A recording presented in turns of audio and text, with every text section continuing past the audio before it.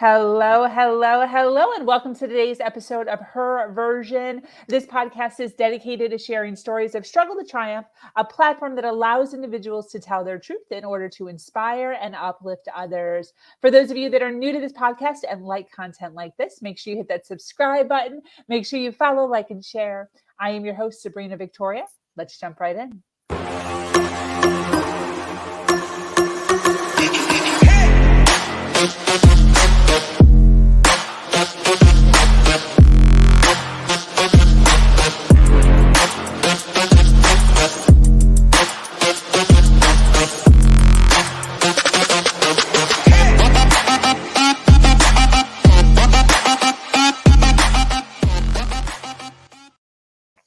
Hello, and thank you for joining us today for this episode of Her Version. I love it when I see everyone jumping on as soon as we get started. So thank you so much for being here and hanging out with us today.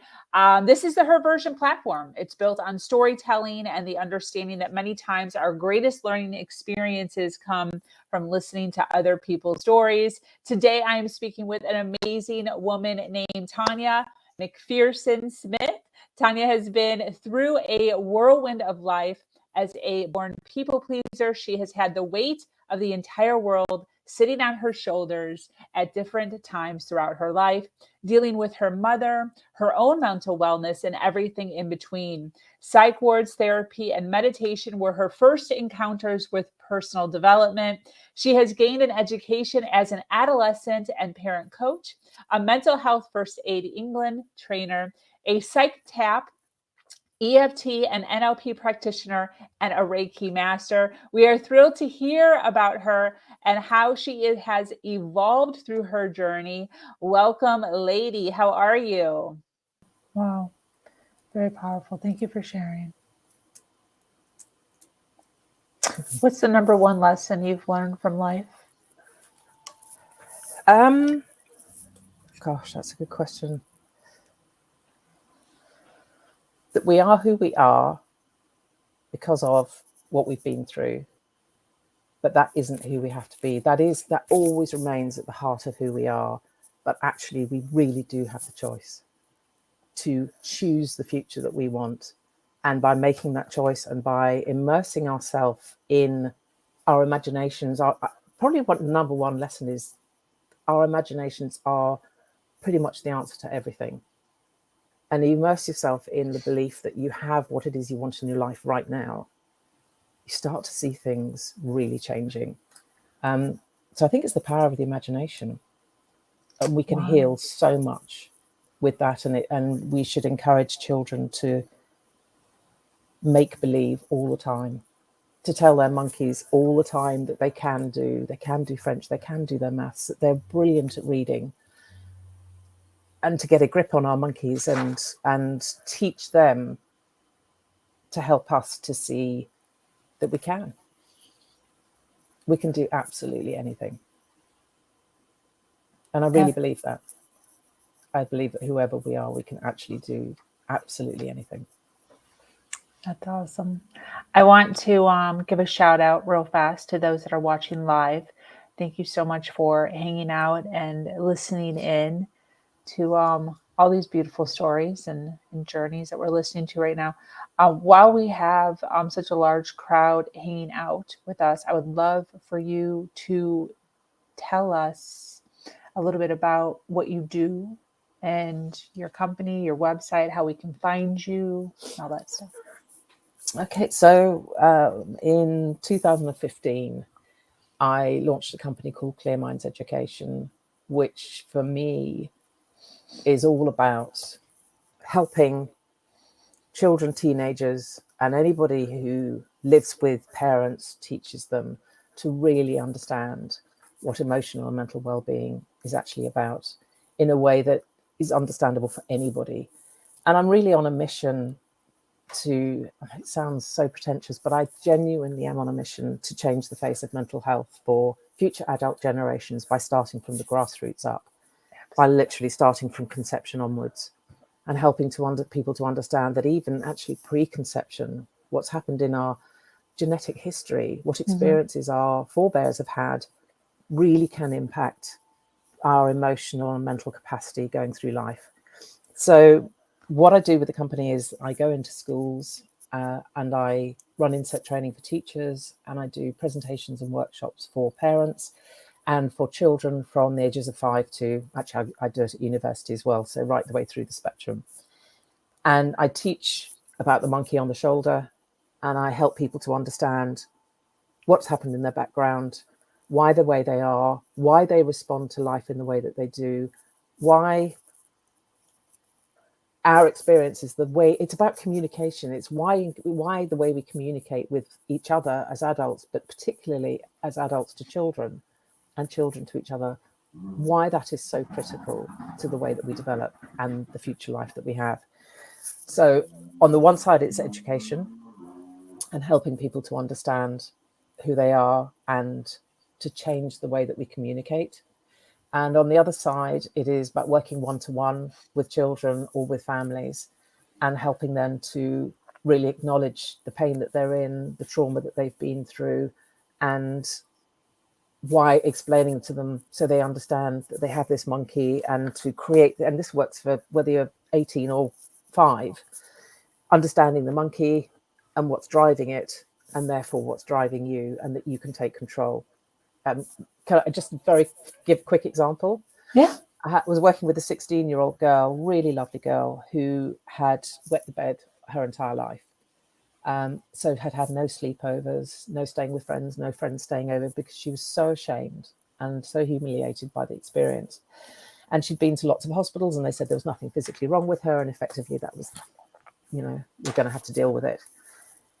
We spent 4 weeks together initially, and I helped her to understand why it had started, and it was to do a lot with things that had happened in her with her father, and with pressure that she put under, and her need to be perfect to please him. And then I started changing the way that she thought, and we talked about the monkey, and I said, you have to every single day do this work, morning and night, that you write down what 3 things would it make, how would you feel if you were dry? And she thought about it, said, I'd be free, I'd be proud, and I'd be ecstatic. And I said, so every day you literally write it out 20 times in the morning, 20 times in the evening, that I am so proud of myself for being dry. I'm ecstatically happy and I feel free. And she did that. And she wrote more and more every morning and every night. It was the last thing before she went to bed. It took 4 weeks. And then she was completely dry. Wow. And that is about knowing where you're coming from, but stepping out of the pain and changing your thinking and choosing that this is not going to be your story for the rest of your life. And the impact that's had on her has been phenomenal. Wow. So And she was 16, you said? Yeah. And that had been 16 years worth of struggle, and 14 years, I suppose, of struggle, and 4 weeks of changing her life. Wow. That's beautiful. That's my aim is I want to speak on the international stage. I want to share my learning, my story, and my vision for the future, and how we can get there, how we can change lives by changing what we say to people, by changing the way we communicate, by thinking about what we're doing, by understanding the impact of even what seems like the most insignificant bullying or name calling, and helping kids not to wear this armor, this weight of material that has all these knives stuck in it from past experience. Yeah, definitely. I've just finished my first book, which is all about this. Do you have it? Is it? It's not published yet. I have actually got a pending film deal for it, but I'm just waiting for the publishing side of it. But that's a novel for teenagers, where 8 teenagers, all with the common problems that we see all the time, come together on the north coast of Scotland for a personal development training. And it's there that they're introduced to their inner monkeys, and they come to understand why they react in the way they do to the world. And they go on huge adventures and come to such recognition about themselves and about their relationship with the world and with each other and with their parents. That's awesome. So Key being with their parents. That's awesome. Yeah. Very cool. Yeah, because so many individuals, teenagers, they start to fall away from their parents, um, because there's so much hurt and trauma that's not recognized. Yeah. Yeah. Yeah, you don't, as parents, you don't necessarily know that you're causing strife in their child's life. So that's awesome. Wow, that's powerful. There is a Absolutely. particular part about exactly that. These kids on the last challenge have to wear these really heavy rucksacks that they're not allowed to open until they get instruction, and they end up having to go through this really dark cave, and the sea's coming in and it's pitch dark, and they're on their own, 11 to 17-year-olds on their own, having to find their way through. And they've been wearing these things all day, and they come to a vertical ladder up this kind of well, and they have to help each other to climb up. And at the first level, there's a notice, there's a kind of a cave that they can go into, and they're exhausted and cold. And there's a note that says you can unzip the first layer, and they unzip it, and they're carrying these clay weights. And round them are the letters that they wrote to themselves on the first day of the course, telling their future self what they thought about themselves, these really damning, condemning letters. And the whole point being is that we carry the weight of everything we dislike about ourselves on our shoulders all the time. And then they eventually manage to get themselves to the top, to the opening, where they're allowed to open and unzip another layer, and there's another whole pack of clay weights. And they go, what is this? And they discover that their parents have been on a similar training at the same time, and they have written letters to their children explaining their backgrounds and what has held them back, and therefore their contribution to the way their children feel and reconnecting. So and what we're showing is that that we carry the weight of our parents' issues on our shoulders, knowingly or unknowingly. That's on there too. And when you can shed those, then you can step into the light and do absolutely anything you want. Beautiful. How would somebody do that? How would somebody even begin to find out what weights their parents are like in real life? How would one do that? I mean, it's not possible for everybody to have a real heart-to-heart with their parents. Yeah. It's really not. And for some of us, you're never going to know the intricacies.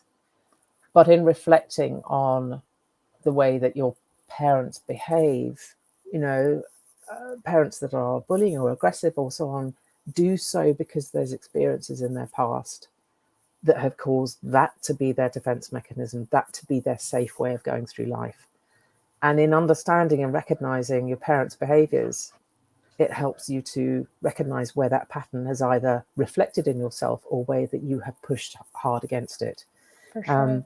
And I worked with a 21-year-old who had a very dark life for very, very many reasons. And he worked on a building site because that's all he was capable of doing at the time. And we talked about the monkey a lot.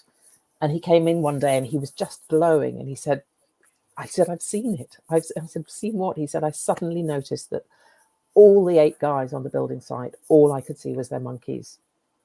All I could see was the bully baboon in this guy and why he's like this, and the guy, why he takes the bullying and why he never reacts, and what his monkey looked like. He said, I've just seen everybody's monkeys, and it makes so much sense. And so knowing that, he was able to start engaging with his own and recognizing the bad stuff that he does and where that related to his parenting, and actually feeling some empathy for his father, for the treatment that he got, by recognizing that, his father was wearing a great cape full of daggers himself. Absolutely. It's invigorating, it's complicated, but it's just so exciting to be on that journey with people. Yeah, definitely. So those of you that are watching live, those of you that are watching on the replay, clearminds.org, which is right above the box right there. Check it out. Is your social media on there if individuals wanted to check you out? Yes, it is. And I've also on LinkedIn, just as Tana MacPherson-Smith. Beautiful. All one word, no hyphens or anything, just Tana MacPherson-Smith. Awesome. And there's quite a lot about me on LinkedIn. Awesome. So, and equally with some podcasts that I've done, some which is beginning to tell my story, but also interviewing people who have come through a huge amount and are doing amazing work that I admire. So anyone can look those up, again, under my name. That's great. What does success mean to you? 2 levels. On a personal level, success for me would really be to have a family home in the country where all the people we love just love to come. Home to me is probably the most significant and important place in the world. I would love to be able to travel with our family, which is something we were never really able to do.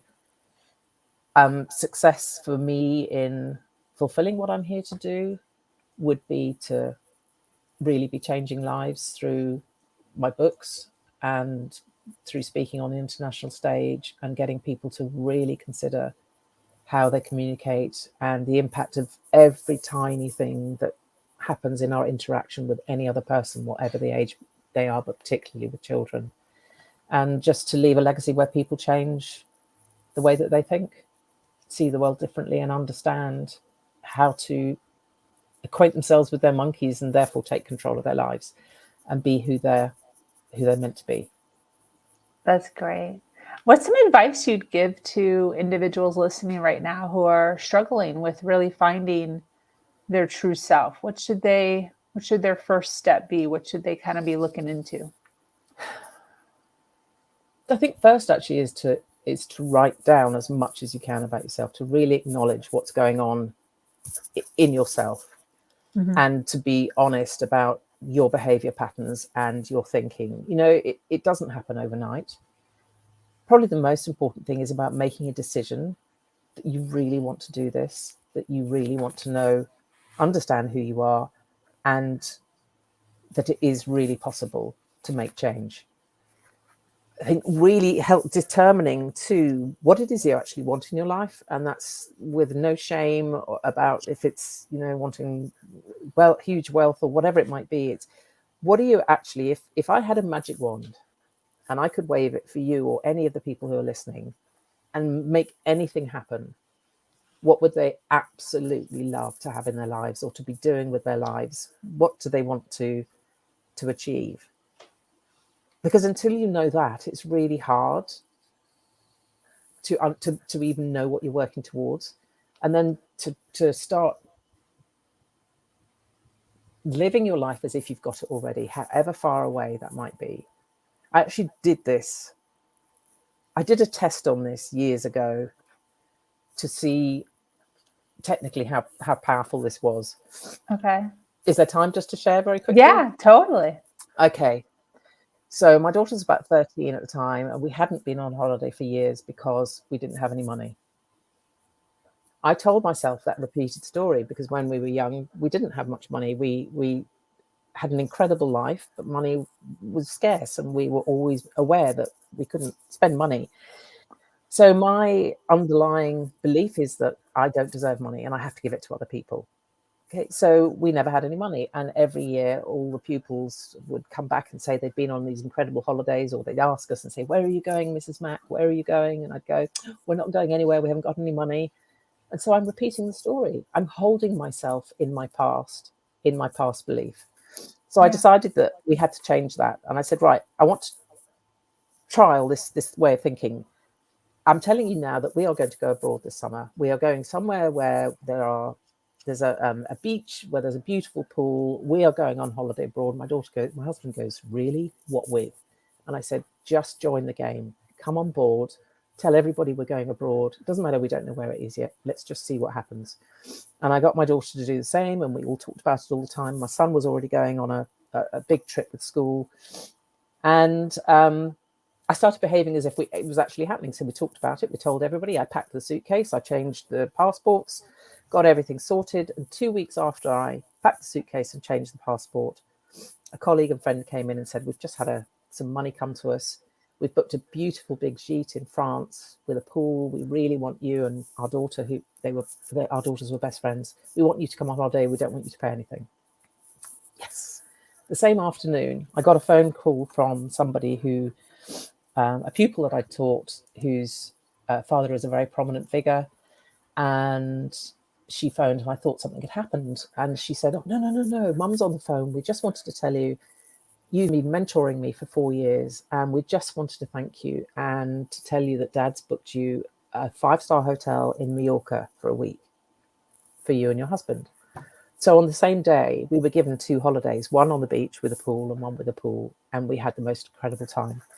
So when we came back, I went, "Yeah, but that could have been a fluke. I'm not sure about this. Should we try it really properly?" So I said to my daughter, "I'll take you away in the February half term, in the week in half term. Anywhere you want to go, where do you want?" And she went, "I want to go to New York. I want to shop on Fifth Avenue." And I just went, "Oh my God, that's such a huge ask." And specific. So specific. And it's like, and I'm immediately thinking the flights are, £1,200 or something, and we've got no money. And I said, "Right, okay, enough of that. I'm taking you to New York in February half term. We have to behave every day. We have to explore it. We know what we're doing. We've got to plan it." So every day we spent time on the internet, and we explored Broadway and all the sites and the restaurants and the places and the hotels and the places we could stay, and we planned everything. And how she started doing little jobs for people, looking after dogs, taking them for walks, cleaning flats and things to earn money, because she wanted to spend her own money on Fifth Avenue. Okay, so unrelated, out of the blue, I get an invitation to go to a ball at Madame Tussauds in London, which is an extraordinary facility. Never been to a ball there, but I used to organise a lot of balls, so I thought it would be really fun to go. This was from a school I taught at. I hadn't had contact with for 10 years. Okay. This is relevant. Go to the ball. Wish I hadn't, because I didn't know virtually anybody. Mm-hmm. But we played a fundraising game at the beginning called Heads and Tails. And essentially 650 people started playing the game, and it got down to 8 people on stage, and I was one of them. And then it got down to 2 people on stage, the 2 people standing, a gentleman and me. And he said, "You go first." I had to guess whether a coin being tossed was going to be heads or tails. I said, "It's heads." He said, "It's tails." It was heads. And there was a big Jeroboam of champagne on the stage, which we'd all been talking about. And I said, "Oh, is that my prize?" And the host went, "No, it's a week for 2 in New York." And that Easter, I took my daughter to New York, and we did all the things that we'd planned, and we didn't pay a thing. Wow. Now, that was really what started my journey into exploring this in real depth. Because I realized the power of our thinking. And that's what I teach children. Wow. So, powerful. There you have it, warts and all. Absolutely powerful. Wow. For those of you that stayed and listened, that was awesome. Sometimes right about an hour, people start dropping off. Yeah. That was fantastic. Thank you so much for sharing. Super powerful. Anyone that wants to get in touch with Tana, like banana. Tana. Okay, there we go. Okay. Clearminds.org. Her social media is on there. Check out her LinkedIn. Thank you so much for being here. I so appreciate all of this. This was so fantastic. Do you have any closing thoughts before we wrap up? I suppose really my focus is just children everywhere, and to really consider whatever children you have in your life, through whatever capacity, is the way that you communicate with them, and to understand that everything gets taken on board, and anything that is repeated, a behavior pattern, a way that you speak to them, something that you say to them, money doesn't grow on trees, anything repeated often enough will be colored in by the monkey according to the reaction it has. So just think about how your words or behaviors fall on any children that you're working with. And know that the monkey is recording the impact of that feeling. And if repeated often enough, that can create something that will hold them back for a lifetime. Absolutely. So it's really about, let's all check our communication. Yes. Well, thank you so much. I so appreciate you and the time that you gave to us. For those of you watching live, thank you for being here and hanging out with us as always. For those of you watching on the replay, make sure you hashtag replay so that we know where you are watching us at and we can shoot you some love. This community is expanding every single day and is filled with females who are striving to do better than they did yesterday. For those of you that are new to this podcast and like content like this, make sure you hit that subscribe button, follow, like, and share. If you have an amazing story to share of struggle to triumph, be sure to reach out to me here or at heraversion.life. Once again, my name is Sabrina Victoria, and I am the host of this podcast. And I'm so grateful to be here, sharing a platform that allows people to share their truth and inspire others. As